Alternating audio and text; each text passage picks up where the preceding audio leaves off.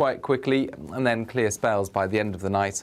A relatively warm night to come, and a bright start to the day once that rain has moved out of the way. So Thursday's looking like another fine day for many, with plenty of sunny skies, and there will be a keen breeze towards the west of Scotland and Northern Ireland. A few showers here, but otherwise for many it's fine, with temperatures reaching 21 to 23 Celsius, 18 for Belfast and 20 for Glasgow.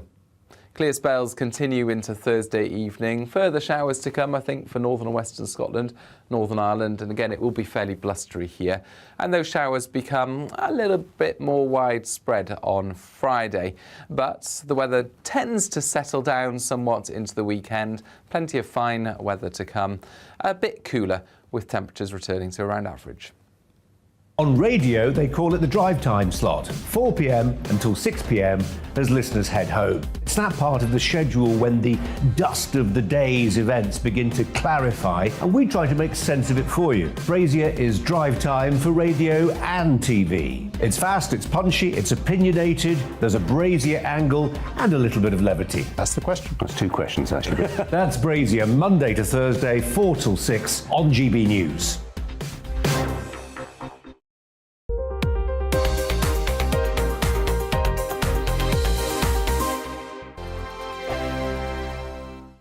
Every morning from 6 o'clock, we'll wake you up with GB News Breakfast with all the stories you didn't know from the night before. So whether it's serious news, entertainment, or your own views from all over our great nation, we're here to kick off your day with a smile. And the national media should be reflecting and reporting what's happening here. You will notice the northwestern accents. Whether you're with us on TV, radio, or online, every morning, it's breakfast from 6 a.m. Hope you can join us. On radio, they call it the drive time slot, 4 p.m. until 6 p.m. as listeners head home. It's that part of the schedule when the dust of the day's events begin to clarify, and we try to make sense of it for you. Brazier is drive time for radio and TV. It's fast, it's punchy, it's opinionated, there's a Brazier angle and a little bit of levity. That's the question. That's two questions, actually. That's Brazier, Monday to Thursday, 4 till 6 on GB News. Hello, I'm Michelle Dewberry, and you can join me every weekday 6 till 7 on Jubes and Kerr. Me and my panel will get stuck right into the day's events, and I can tell you, in fact, I can warn you, expect some robust debates, some strong opinions and perspectives from both sides of the fence. It's about you at home as well. I love to read out all of your comments, or at least as many as I can. So join me, Michelle Dewberry, Monday to Friday, 6 till 7 on Jubes and Kerr. I'm Dan Wootton. Join me Monday to Thursday from 9 to 11 for the feistiest and most fun news debate on TV, where free speech reigns. I'll bring you a sharp take on the day's biggest stories, bombshell newsmaker interviews, and A-list guests. And I guarantee you, no spin, no bias, no censorship, and no reason to go to bed. That's Dan Wootton tonight, Monday to Thursdays from 9 on GB News.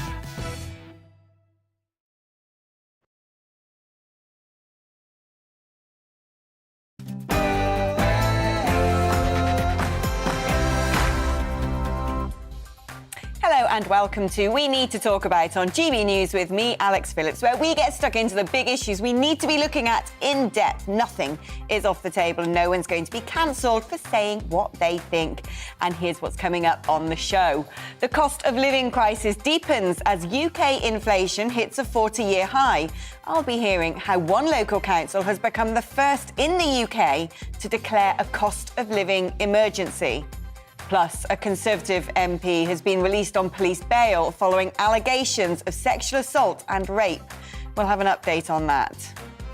And have aliens been visiting Britain? I'll be talking to a leading ufologist, that's a person who is an expert in UFOs apparently, about claims that the Ministry of Defence is ignoring compelling evidence.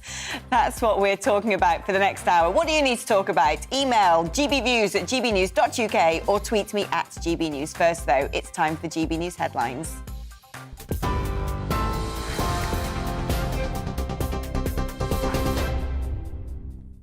A very good afternoon. It's just 1 minute past 2. I'm Rosie Wright, keeping you up to date on GB News.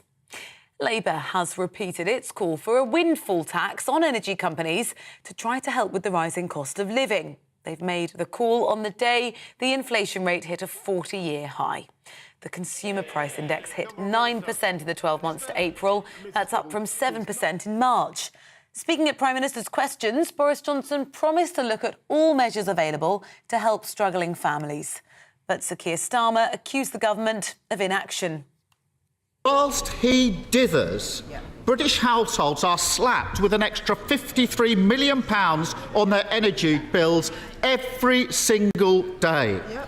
Meanwhile, every single day, North Sea oil and gas giants rake in £32 million in unexpected profit. We're already spending £22 billion. We're already helping people with the cost of living in any way that we can, Mr. Speaker. But the reason we can do that is because we took the tough decisions to get this country through COVID, to make sure that we came out of lockdown in the way that was necessary, and to have a strong economy. Meanwhile, official figures show food prices are also going up across the UK, with those rising steepest including meat, oils and fresh milk. According to Retail Price Index figures, overall food prices rose by nearly 7%, with lamb and poultry up by 14% and 10% respectively. Some food producers, like Premier Foods, who own brands like Mr. Kipling and Oxo, have warned their already increased prices will have to go up further. A Conservative MP has been released on bail pending further investigation after being arrested on suspicion of rape and sexual assault offences between 2002 and 2009. The man can't be named for legal reasons. He's in his 50s. He's also accused of abusing a position of trust and misconduct in public office. The Tory Chief Whip has asked the MP to stay away from Parliament during the investigation. The Foreign Secretary says it would be very positive if the UK and the EU could negotiate a solution to the Northern Ireland Protocol, but said there must not be a delay.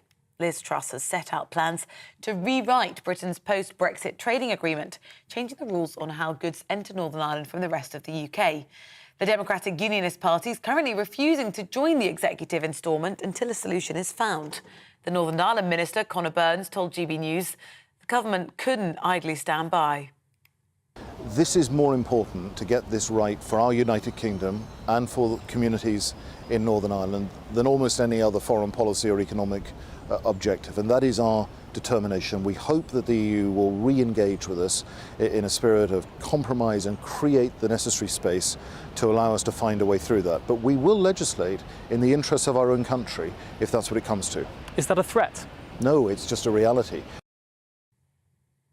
An NHS trust has been fined more than £1.3 million after failing to provide safe care to a pensioner and a dialysis patient.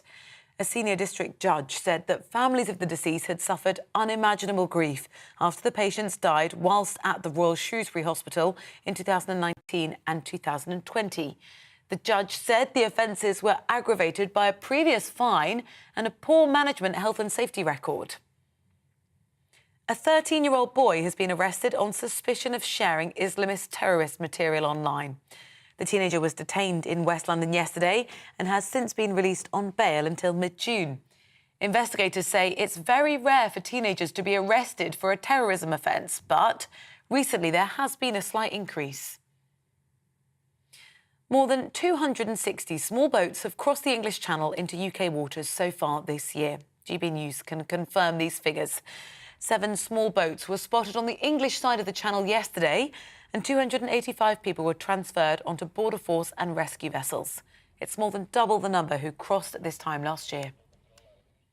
In Seville, excitement. Streets are closed, barriers are set up, and officers are on high alert as more than 100,000 Scottish football fans arrive in the Spanish city. Rangers supporters can already be seen partying outside the stadium as they look forward to the Europa League final. The last and only time the Scottish club has ever won a European trophy was half a century ago. They kick off against Eintracht Frankfurt at 7 tonight. You're up to date on GB News. I'll bring you more as it happens. Now let's head back to Alex and we need to talk about.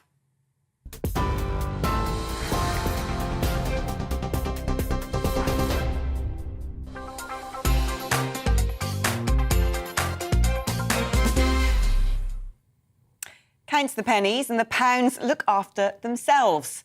For many households around the country, counting has become a necessity.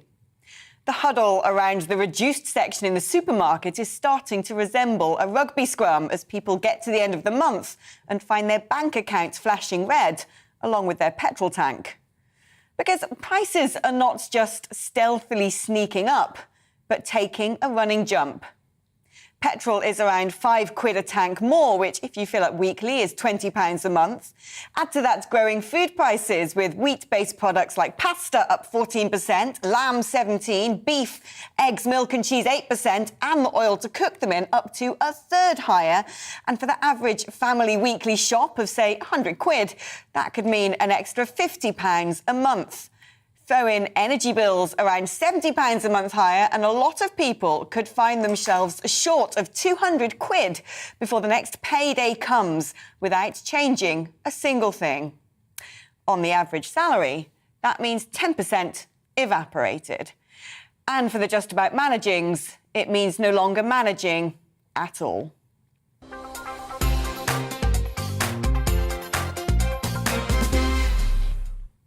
Well, the cost of living crisis dominated Prime Minister's question time in the Commons earlier, which saw Boris Johnson defend his government's record. Let's have a listen to what he had to say.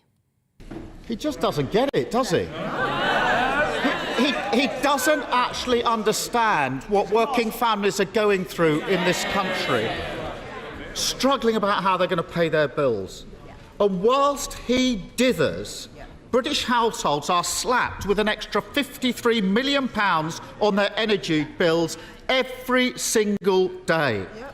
Meanwhile, every single day, North Sea oil and gas giants rake in £32 million in unexpected profits. Doesn't he see that every single day he delays his inevitable U-turn? He's going to do it. He's choosing to let people struggle when they don't need to. Mr. Speaker, he says that this government has no sympathy for people who are struggling and working. Let me tell you, it is precisely. Let me tell you what we're already doing. We're already spending £22 billion. We're already helping people with the cost of living in any way that we can, Mr. Speaker. But the reason we can do that is because we took the tough decisions to get this country through COVID, to make sure that we came out of lockdown in the way that was necessary, and to have a strong economy with robust employment growth, Mr. Speaker. Well, Eastbourne is set to become the first council in the UK to declare a cost of living emergency. The local authority is due to hold a vote today after record numbers of people in the Sussex town turned to food banks to survive. Let's talk to the Lib Dem councillor who proposed the motion, Josh Babarindi, who is also the Lib Dem's parliamentary candidate for the town. Josh, great to have you on the programme. Now, what's led you to propose this motion, and what do you hope to achieve by doing this? Well, thank you for inviting me on to speak up for my hometown of Eastbourne, Alex. The reason for putting forward this motion that your package really accurately describes is that the cost of living crisis has escalated to become a cost of living emergency because of inaction from this government. Our food banks in Eastbourne are among the busiest in the country. Poverty is on the rise in our town.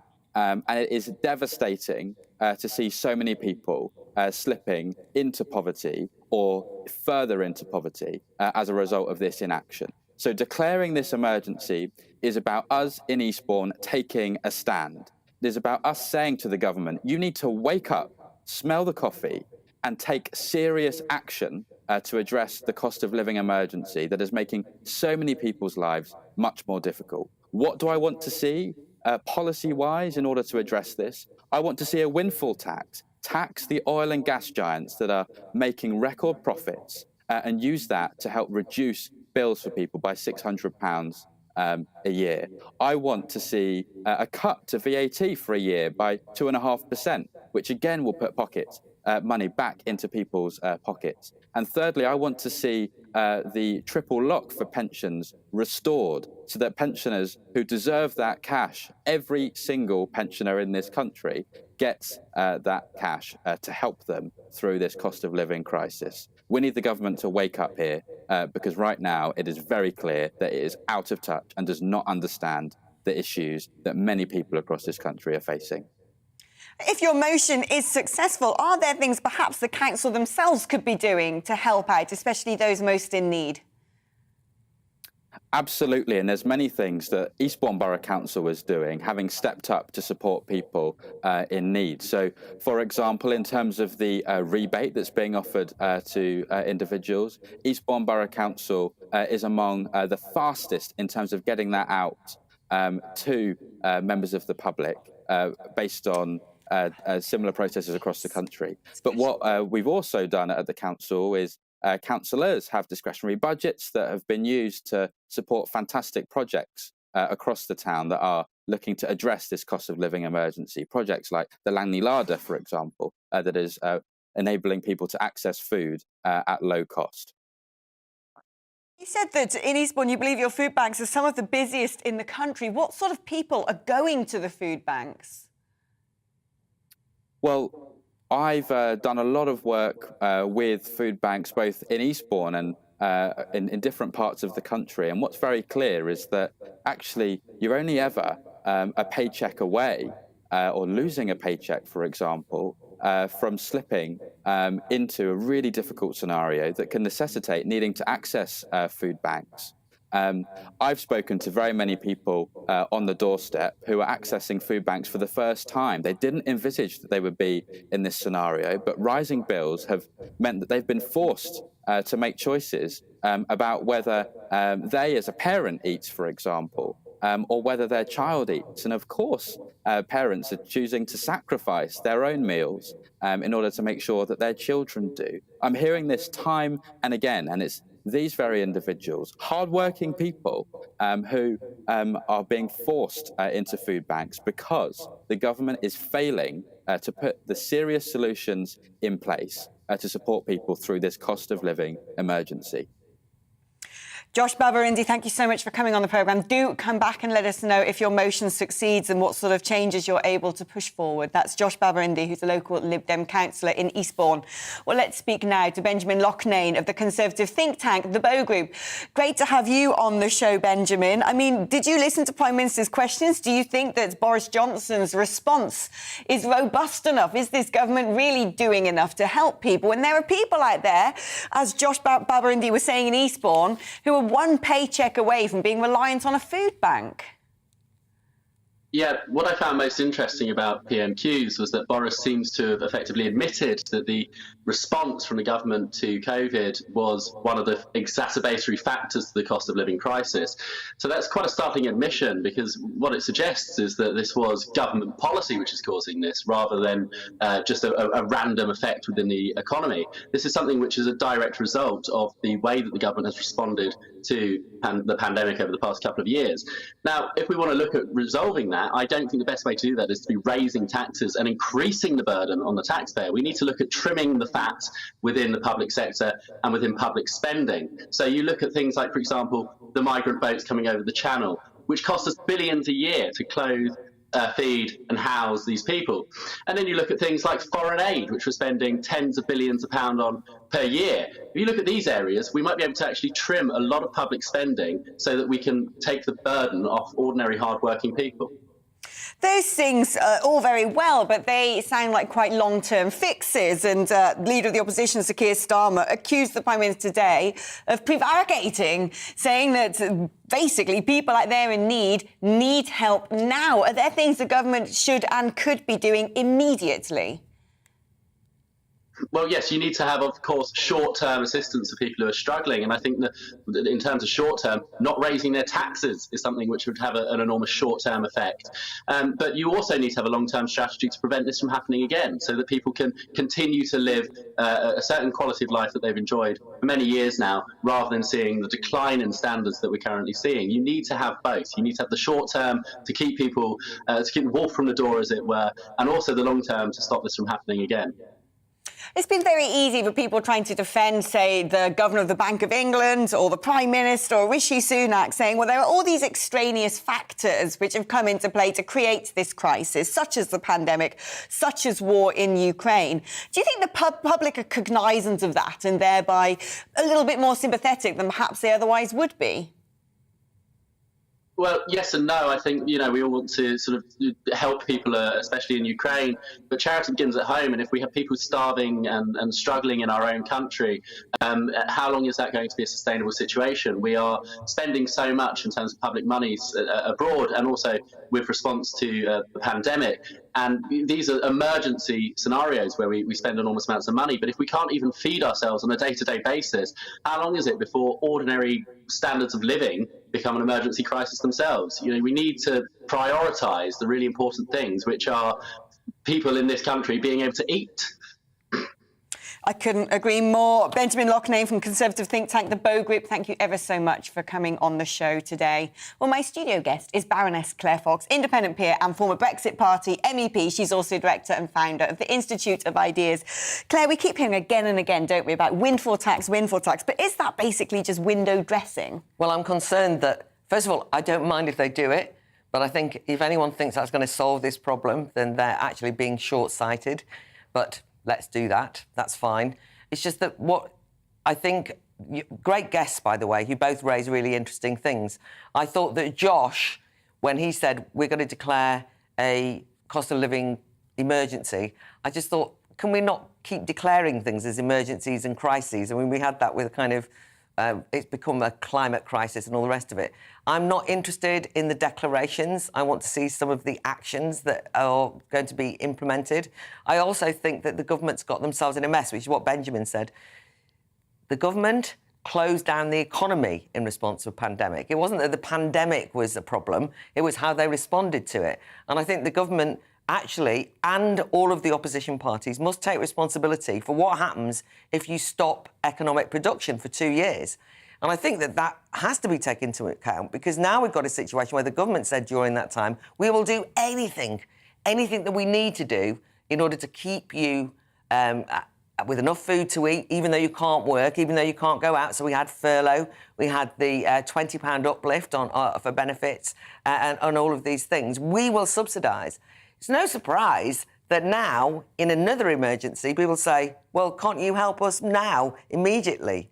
What's lacking from all of this, I think, is an urgent sense of the government really pushing, economic prosperity as a possibility. I'd like them to be doing things much more urgently. Not, I would make sure that you cut VAT. One of the benefits of leaving the European Union would be that. But also, what about just using fracking as an example?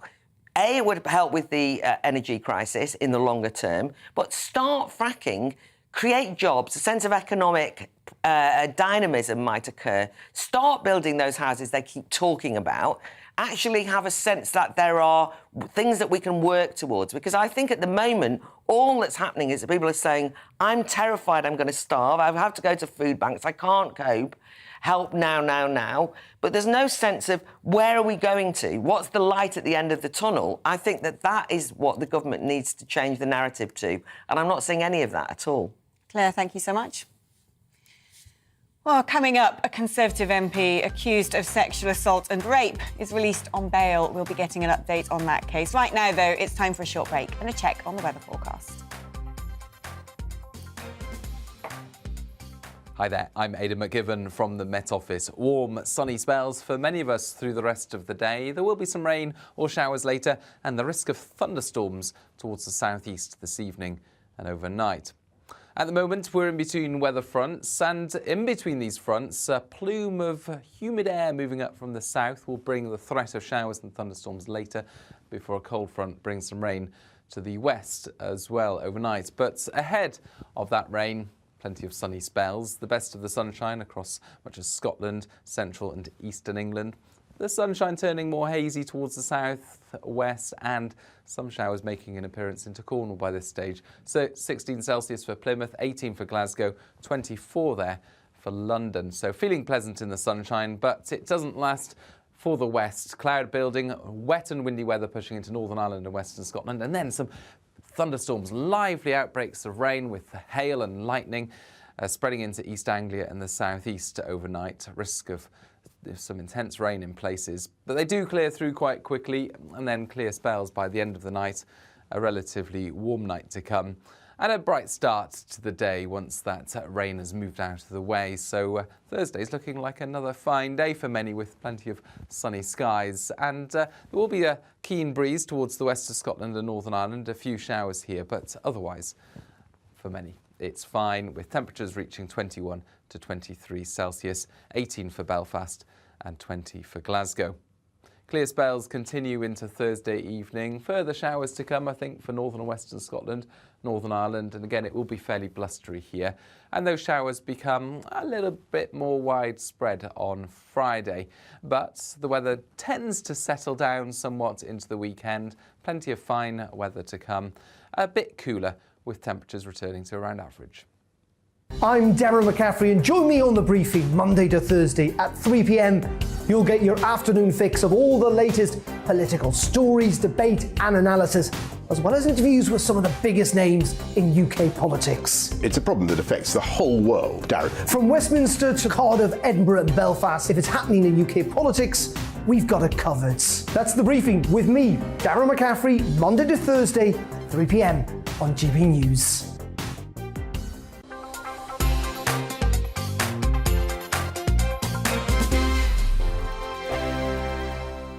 Every morning from 6 o'clock, we'll wake you up with GB News Breakfast with all the stories you didn't know from the night before. So whether it's serious news, entertainment, or your own views from all over our great nation, we're here to kick off your day with a smile. And the national media should be reflecting and reporting what's happening here. You will notice the northwestern accents. Whether you're with us on TV, radio, or online, every morning, it's breakfast from 6 a.m. Hope you can join us. On radio, they call it the drive time slot, 4 p.m. until 6 p.m. as listeners head home. It's that part of the schedule when the dust of the day's events begin to clarify, and we try to make sense of it for you. Brazier is drive time for radio and TV. It's fast, it's punchy, it's opinionated, there's a Brazier angle and a little bit of levity. That's the question. That's two questions, actually. That's Brazier, Monday to Thursday, 4 till 6 on GB News. Hello, I'm Michelle Dewberry, and you can join me every weekday 6 till 7 on Jubes and Kerr. Me and my panel will get stuck right into the day's events, and I can tell you, in fact, I can warn you, expect some robust debates, some strong opinions and perspectives from both sides of the fence. It's about you at home as well. I love to read out all of your comments, or at least as many as I can. So join me, Michelle Dewberry, Monday to Friday, 6 till 7 on Jubes and Kerr. I'm Dan Wootton. Join me Monday to Thursday from 9 to 11 for the feistiest and most fun news debate on TV, where free speech reigns. I'll bring you a sharp take on the day's biggest stories, bombshell newsmaker interviews, and A-list guests. And I guarantee you, no spin, no bias, no censorship, and no reason to go to bed. That's Dan Wootton tonight, Monday to Thursdays from 9 on GB News.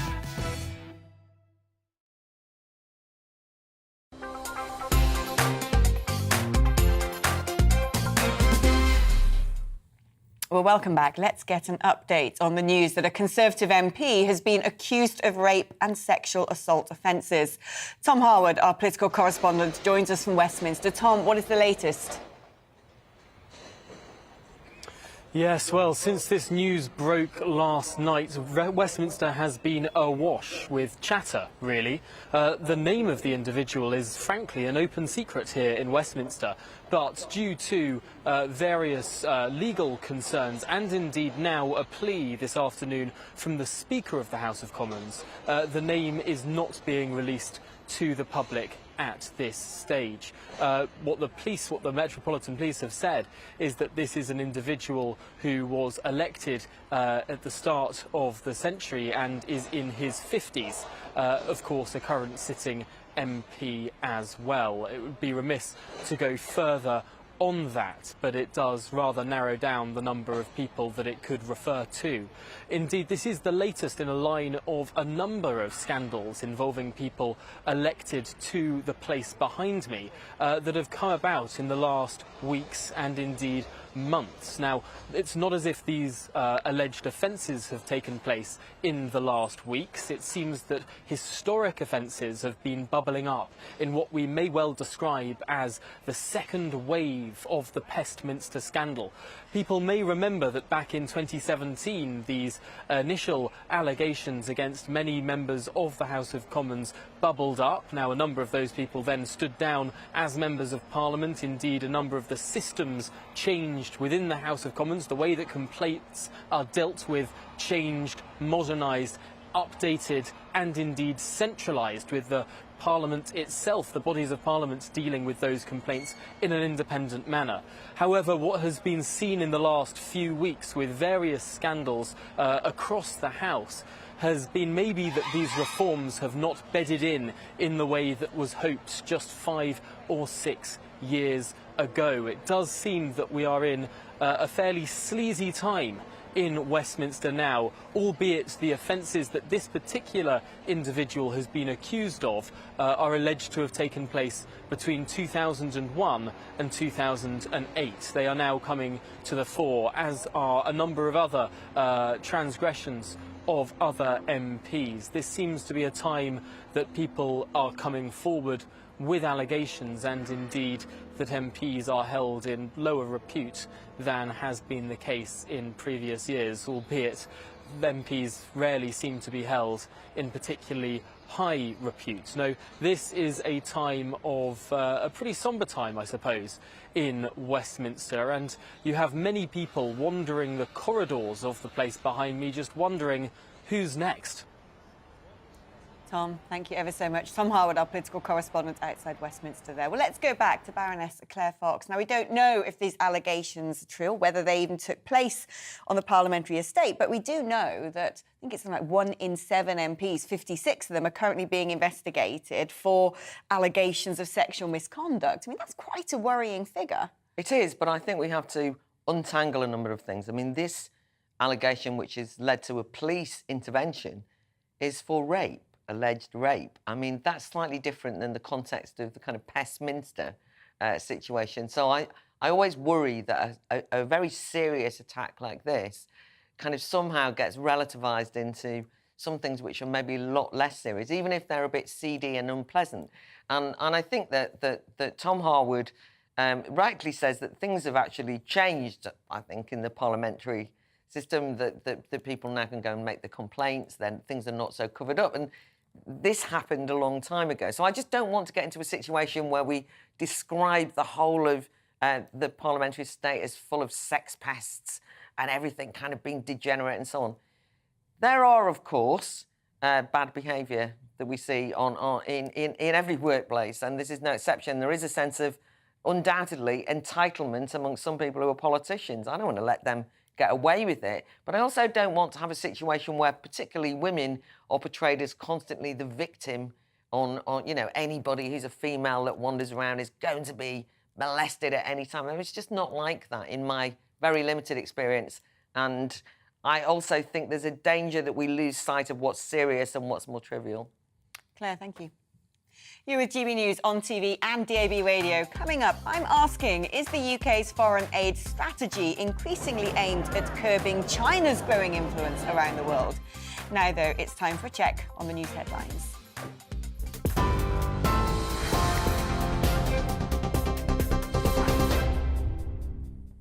Good afternoon, it's 2:30. I'm Rosie Wright, here to keep you up to date on GB News. Labour repeated its call today for a windfall tax on energy companies to help with the rising cost of living. On the day, the inflation rate hit a 40-year high. The Consumer Price Index hit 9% in the 12 months to April, up from 7% in March. Speaking at Prime Minister's questions, Boris Johnson promised to look at all measures available to help struggling families.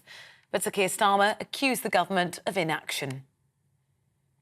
The Prime Minister says he was shocked to learn that a Conservative MP had been arrested after being accused of rape and sexual assault offences. The politician in question has been released on bail pending further investigations and has been asked by the Chief Whip to stay away from Parliament.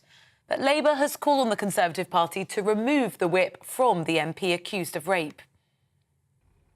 More than 260 small boats have crossed the English Channel into UK waters so far this year.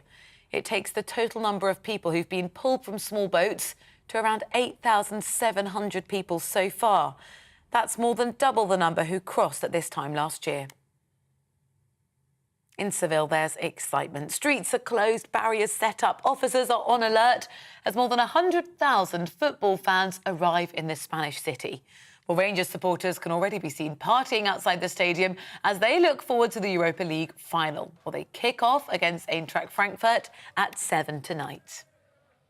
TV online and DAB Plus radio, this is GB News. Shortly, we'll be back to Alex for We Need to Talk About.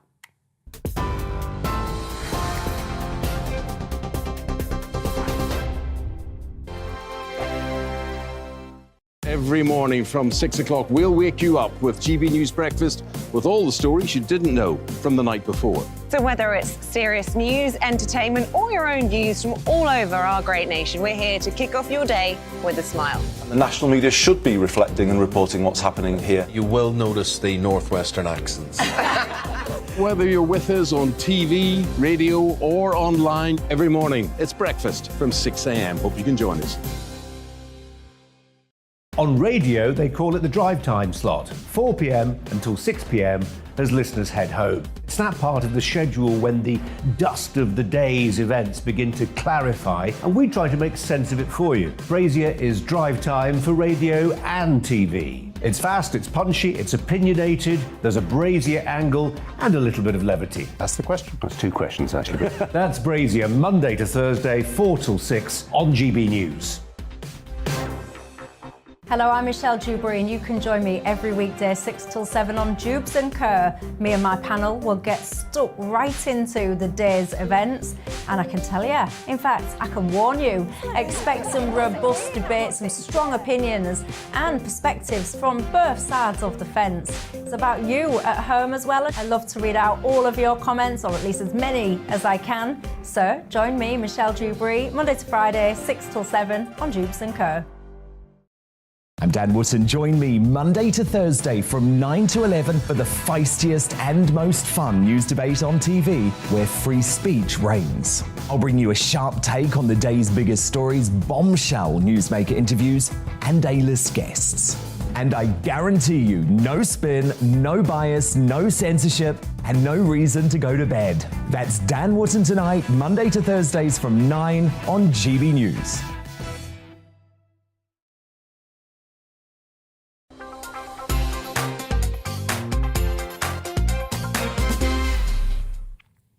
Well, foreign aid has hardly been a popular topic in recent years, even less so when people up and down the country are struggling. Well, having promised to overhaul foreign aid and stop sending cheques to despots to afford private jets and Gucci loafers, or countries that seem to find coins down the back of the sofa for space rockets, the government scrapped the International Development Department and lumped it in with the Foreign Office to make sure that what we do send abroad fits with an overarching strategy. Foreign Secretary Liz Truss is facing scrutiny today over her Trade for Aid programme, which critics say mirrors the sinister predatory mercantilism of China's Belt and Road Initiative, where Beijing builds massive infrastructure projects in the developing world with pretty hefty conditions. But isn't that the point? Was letting the Communist Party of China lay roads and railways, and in doing so, pretty deep routes around the Commonwealth, really a good idea? As a result, Beijing has gobbled up 90% of the planet's rare earth minerals and is owed debt equivalent to 5% of global GDP, around $1.5 trillion from 150 countries, making China the world's largest creditor, bigger than the World Bank, the IMF, and all the OECD governments put together. And in a modern, globalised world, that is some pretty scary leverage. Well, the Foreign Secretary is currently being questioned by the International Development Committee. She's expected to answer questions on the UK's foreign aid programme. Well, let's speak now to Gwydion Prinz, research professor at the London School of Economics and former advisor to the MOD, NATO and the UN. Gwydion, great to have you on the programme. Normally we're talking Ukraine, but you're a bit of an expert in this department as well. People often raise eyebrows at foreign aid and say, well, we shouldn't be sending any money abroad, especially during a cost of living crisis. But do you think this is basically essential soft diplomacy, especially with the might of Beijing taking over vast swathes of Africa? Well, you took my breath away with that brilliant summary that you just gave, Alex. You don't leave me much to say. Of course we should be using our money as part of the enlargement of the interests of our state. That doesn't mean to say that we're in any sense going to be ungenerous or that we are going to do what the Chinese communists do. And you're right. I mean, I started my career working in the African bush a long, long time ago. And my wife and I were living there when the Chinese were starting their first campaign of entering Africa and building really rather second-rate roads and railways, and then trapping countries in debt. A much more recent example is what they've done to Sri Lanka, where they persuaded the Sri Lankans to build an enormous port at a place called Hamintota. The port was really pointless. The Sri Lankans couldn't afford the interest payments, and so after a period, the People's Republic of China very generously said, well, since you can't afford to pay for the port, we'll just take it over, thanks. We'll take it as an asset. And now it becomes an available port for the People's Liberation Army Navy. So if that isn't old-fashioned imperialism, I don't know what is. Hasn't there been something similar happening in the Solomon Islands as well, with Chinese aid, and all of a sudden, hey presto, you suddenly find a Chinese naval base there? Well, look, this is just a further extension of what they've been doing in the South China Sea. They jumped onto these coral reefs, which were uninhabited, called the Spratly Islands. And then before you knew where we were, they were concreted over and they had air bases on them, and they were claiming them under the so-called 9-dash line as being part of territorial waters of China. But it happened to be most of the South China Sea. Now, we don't accept that. And we are constantly sending our navies, with increasing strength, I'm glad to say, to challenge that claim. When HMS Queen Elizabeth went on her maiden cruise to the Far East, that's exactly where she went. And in company with 5 Western fleets, she challenged these Chinese claims to sovereignty. But this is going to be part of the next phase, which we've been taking our eyes off whilst we've looked at Ukraine. But Alex, there is an old Chinese proverb which says, point at the mulberry bush to curse the lotus tree, which means that there is a link between Ukraine and China. And it's this, which is that the extraordinary performance of the West and of NATO in showing the way that we are being prepared to support the Ukrainians and to face down Mr. Putin is actually also a deterrent message to Mr. Xi Jinping and his imperial pretensions, predating into areas of the Commonwealth and of the Pacific in particular. Gwydion, it's been fantastic talking to you on this subject. It's one very close to my heart, and it's really important, I think, that we keep raising this issue. Gwydion Prinz there, who's becoming very quickly a dear friend of this show. Well, my studio guest is Baroness Claire Fox. Claire, what's your take on this? It's very easy to foreign aid bash, isn't it? But having lived and worked in Africa a lot myself, I'm seeing quite how many sort of Chinese tentacles there are across African countries, and quite how punitive some of the repayment terms are on these loans. I became quite concerned about this well over a decade ago, and I personally back what Liz Truss is doing. But it's actually interesting because that over a decade ago, you'll remember, because this was the way that aid was handed out in the past. When the West gave aid, when the UK gave aid to different countries, it had strings attached. The problem is they might not have been the ones you wanted. And I remember going to a conference in which the Chinese were represented, and they said, oh, we're simply just going to invest and we're going to do development work. And Divid, as it was at the time, said, oh, no, we only give money if they promise to sign up to do domestic violence training, if they sign up to... And it was basically what we would now describe as a woke agenda, which was, we'll give you aid, but you have to go along with a lot of our political priorities. The political priorities might not be the political priorities that were relevant at all to any of those developing countries, We're often, environmentalists, we want you to develop, but only if you do so in a green way. And the Chinese went and said, no strings at all, you can just have the money. And if you can't pay it back, we'll take over. So in some ways, you have to be careful that if you're going to say aid should have strings attached, that what you don't do is over-politicise that, because it depends on what the political strings are. As it happens, I do like much more thinking of it as trade, not aid, because I happen to think that creating a sense of dependency of those developing countries is no good for them, their autonomy, their sovereignty, and I want us to get rid of that kind of, the green agendas, all of these like Western agendas, and allow people to become thriving economic entities on their own.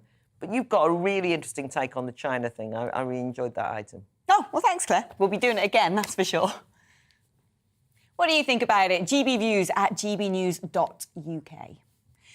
Now, we've always been fascinated by the question of whether aliens exist, with blockbuster films of little green men, sinister spacecraft and alleged abductions capturing imaginations since man crawled out of his cave and looked up at the stars.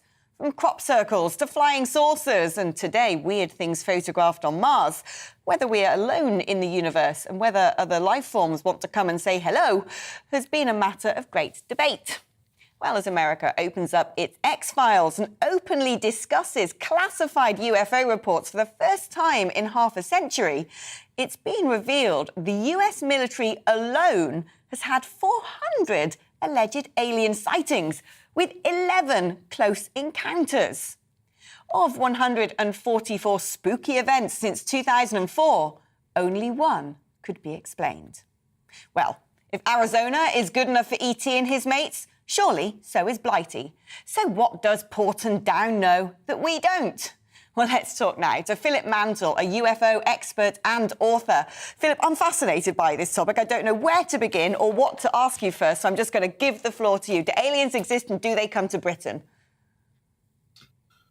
Good question and good afternoon, Alex. What we do know and what we can say is that our own Ministry of Defence have said for decades that there are things that is reported to them that, despite an investigation, remains unidentified.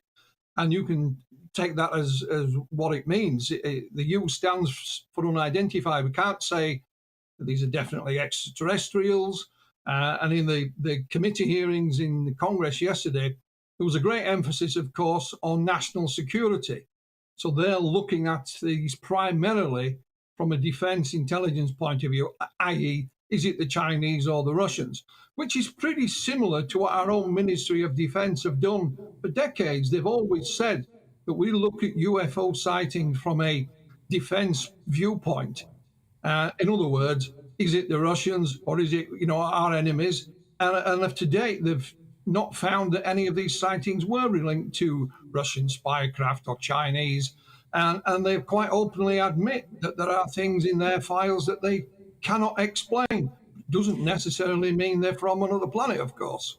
Now, I'm itching for you to give me some examples of when these, UFO sightings have occurred in the UK. Are there any particular hotspots or high-profile sightings that you can tell us about? Well, probably the most famous one happened in late December 1980 in Rendlesham Forest in Suffolk. Rendlesham Forest was bordered by RAF Bentwaters and RAF Woodbridge, which at the time were both American bases, and they had a nuclear facility there. They'd stored nuclear weapons. And on December the 26th, 1980, something descended into Rendlesham Forest, just off base. It was investigated by US servicemen and personnel, and the Deputy Base Commander, Lieutenant Colonel Charles Holt, even wrote to the Ministry of Defence about it. In his famous memo detailing some of those events. And since that time, lots of others who were at the base have gone on the record, and something extremely peculiar took place. But once again, the Ministry of Defence, remained in their stance that this was of no defence significance. Therefore, they didn't follow it up. But it is probably Britain's most famous UFO event. And how many sightings are reported every year? Is this sort of a very rare occurrence? Are people seeing, flying saucers and the like every other day? Well, yeah, I mean, you know, the UFO sighting numbers go up and down every year, so there's no way of predicting it. Some years it's 40, 50, so other times it's in its hundreds. And of course, the MOD's UFO desk, as it was nicknamed, it wasn't an official UFO study project. That closed in 2009. So we civilians can no longer report sightings to the Ministry of Defence. They'll take no notice of them. They only look at sightings from the military, which is exactly what the US counterparts are doing with their new UAP task force. So, you know, it's not anything new. It's all been done before, I'm afraid. Fascinating stuff, Philip Mansell, UFO expert and author. Thank you for coming on and telling us all about the various UFO sightings in the UK. Well, let's go back to Baroness Claire Fox. I'm sure has got lots to say on this topic.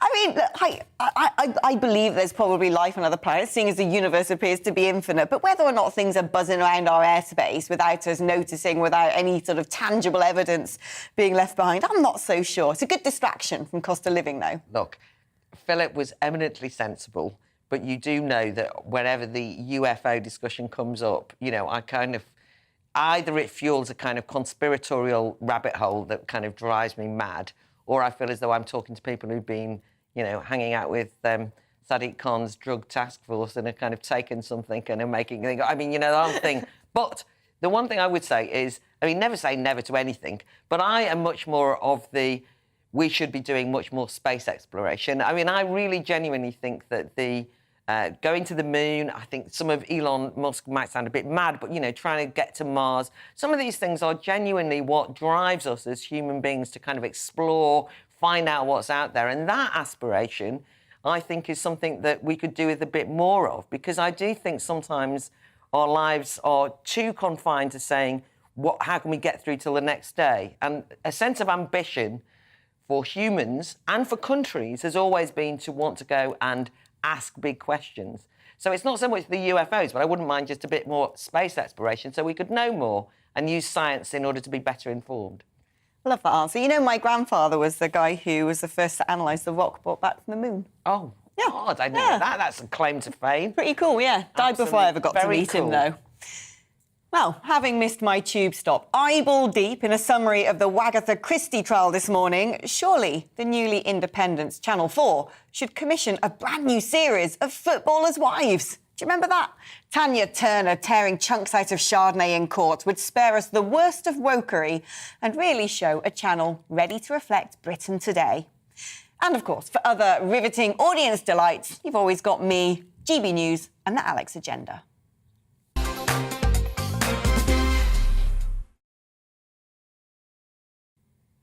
Well, it seems those EU sanctions against Russia are going really well. With almost every European leader heading to Ukraine for a photo call, you'd think Brussels was coordinating Ukraine's entire resistance against Putin. Thing is, if it weren't for the US and especially the UK tooling up Ukrainian forces, Russia would probably have won by now, as our neighbours on the continent continue to fund the Kremlin's war machine. Italian energy giant Eni has opened an account with Russian bank Gazprom at Putin's behest to pay Russia in rubles as it continues to rely on the country for 40% of its gas imports. Plucky Poland and Bulgaria told Vlad to choke on his sanction-busting plan, but it seems Rome is less willing to listen. It rather makes a mockery of Italian Prime Minister arch-Europhile Mario Draghi's proposal to forge a European energy union to work together on buying fuel to keep costs low and security high. If his own energy companies don't listen to his beloved Brussels, why should anyone else? Now, in the EU League of Putin enablers, surely German Chancellor Olaf Scholz takes home the Gazprom-sponsored gong. Having overseen his country refuse to help to send weapons to Ukraine or even have them flown over his airspace, having initially dug his heels in over sanctions and clinging desperately to his Moscow pipeline, it turns out the nominally centre-right Democrat spent most of his youth on anti-NATO marches and was treated like a guest of honour in Soviet-controlled East Germany as a member of a pro-Marxist youth wing that said the Soviet Union should put more nuclear missiles on the doorstep of America. While most students grow out of communism, it would seem the German leader's sympathy for the Kremlin has not altogether faded away. It turns out Facebook isn't a fan of competition. As the dot-com giant seeks to expand its empire into the creepy metaverse, it has been using shady lobbying groups to plant stories and stoke up fears over a US antitrust bill designed to reduce the monopoly of Silicon Valley Goliaths. And not only have they been potentially peddling their own fake news through a third party, they've been relying on the old tropes of Russian interference and Chinese tech advancement to get people to think they should be allowed to dominate .com and dodge due diligence. When it comes to online safety, Instagram and Facebook are hardly shining beacons of moral authority, while the launch of its virtual space has been dogged by grim abuse and X-rated adult avatar assault. And it's like 2016 all over again, isn't it? Having stamped her feet and demanded change to the ridiculous Northern Ireland Protocol that sees Belfast without a power-sharing executive and companies there losing £2.5 million a day, Liz Truss's promise to bin the worst bits of the nonsensical border down the Irish Sea look about as likely to pass through Parliament as a pasty through the Port of Larne without the 700 reams of Latinate legal mumbo-jumbo demanded by Brussels. The EU, who in typical technocratic psychopathy have issued a statement of warning against the Foreign Secretary's proposals, must be rubbing their paws together with glee as rebels in the Commons and the Lords threaten to block the much-needed fix with high-minded lip service to upholding deals.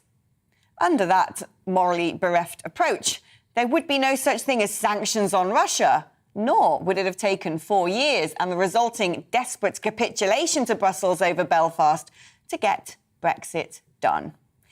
Claire, anything to add to those? Well, first of all, I have to say that I spent a lot of my youth on anti-NATO marches. And I think it's important. Last time I was on this show, I said, and I meant this at the time, that I didn't think that Russia was going to invade Ukraine. I had a big row at Tom Harwood, and I was wrong. I also think that NATO has behaved abysmally before the war started, but once Russia invaded, a whole different thing happened. Sovereignty was attacked, and I'm fully with Ukraine. But I wanted to say that because I don't think the problem with the German leadership is that they once were Marxists. And as somebody who's, the publisher of LM Living Marxism, it would just be mad if I didn't note that. Yeah. I think you can be a lefty and pro-sovereignty for Ukraine, and I think that the Russian invasion of Ukraine is less to do with the Kremlin and more to do with the kind of sense of greater Russian desperation in some ways, but an attempt to build a new kind of Russia. So I just think that's important.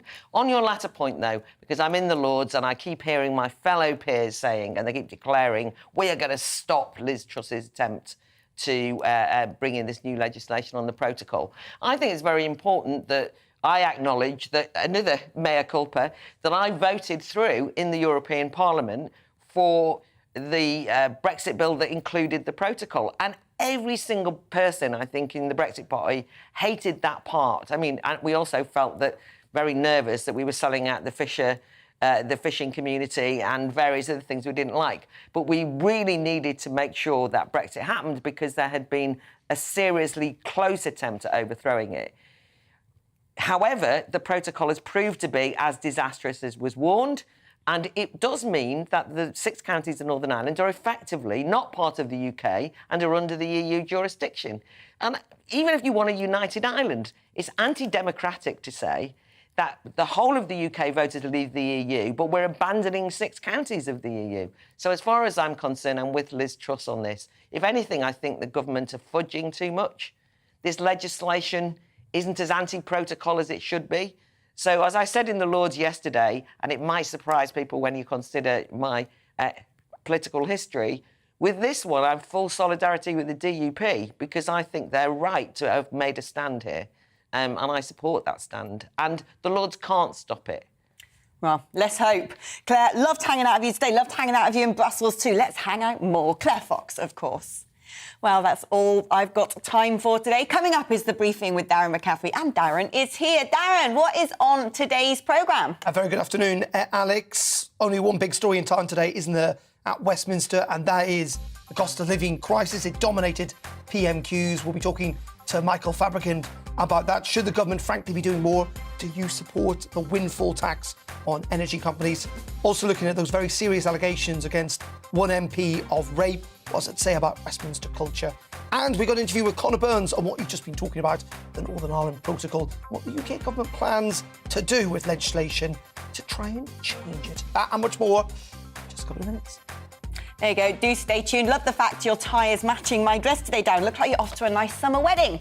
That's all I've got time for. Join me again for We Need to Talk About on GB News at the same time, 2 o'clock tomorrow. Before the briefing, we're going to check on the weather forecast, and let's hope it stays nice and bright and merry where you are. Bye-bye from me.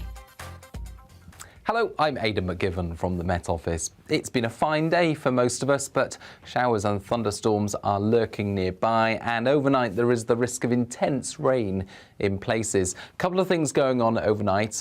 Weather front is approaching from the west. That will bring some rain in to northern and western parts of the country, but ahead of it, a plume of very warm air and humidity arriving from the south will extend showers into southwest England, Wales during the evening, and then some intense thunderstorms heading into the south coast and the southeast overnight. Now, with those showers and thunderstorms, we're likely to see frequent flashes of lightning, hail and gusty winds. With the rain in the north and west, also we'll see some heavy downpours at times. But all of this is out of the way by the end of the night. Clear spells follow, with temperatures holding up in the double figures in most spots. 1 or 2 showers in the far southeast first thing, they clear away. Further showers arriving into western Scotland and Northern Ireland through the day. But otherwise, away from any showers, sunny spells quite widely, I think, by the afternoon across much of the country. Not quite as warm as it has been, but still temperatures into the high teens and low 20s for the vast majority. 20 degrees in Glasgow, 23 for London. Now, through Thursday evening, further showers will affect northern and western Scotland and Northern Ireland, and the showery activity towards the northwest will eventually make inroads across many other parts of the country by Friday. There's also the threat during Friday that we'll see some showers or thunderstorms emerge from the southeast. But as we start off Friday, temperatures mostly 11 to 13 degrees. A lot of cloud cover, I think, and the potential for some rain across southern parts and central parts of the UK during the morning, and that threat of thunderstorms close to the southeast by lunchtime. But Friday's a showery day. Saturday looks more settled for most.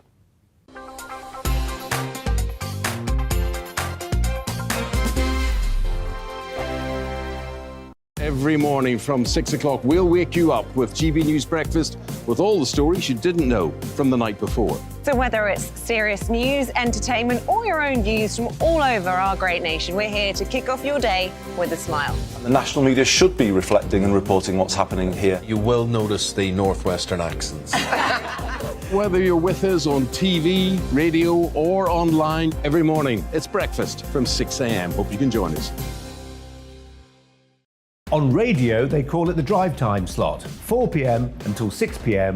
as listeners head home. It's that part of the schedule when the dust of the day's events begin to clarify, and we try to make sense of it for you. Brazier is drive time for radio and TV. It's fast, it's punchy, it's opinionated, there's a Brazier angle and a little bit of levity. That's the question. That's 2 questions, actually. That's Brazier, Monday to Thursday, 4 till 6 on GB News. Hello, I'm Michelle Dewberry, and you can join me every weekday 6 till 7 on Jubes and Kerr. Me and my panel will get stuck right into the day's events, and I can tell you, in fact, I can warn you, expect some robust debates, some strong opinions and perspectives from both sides of the fence. It's about you at home as well. I love to read out all of your comments, or at least as many as I can. So join me, Michelle Dewberry, Monday to Friday, 6 till 7 on Jubes and Kerr. I'm Dan Wootton. Join me Monday to Thursday from 9 to 11 for the